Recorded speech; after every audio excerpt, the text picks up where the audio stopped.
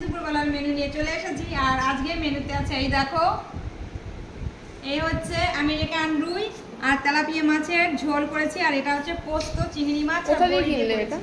কিনলে কোথা দিয়ে?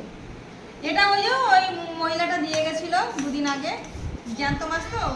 এই যে পোস্ত চিংড়ি মাছ দিয়ে করেছি, বড়ি দিয়ে।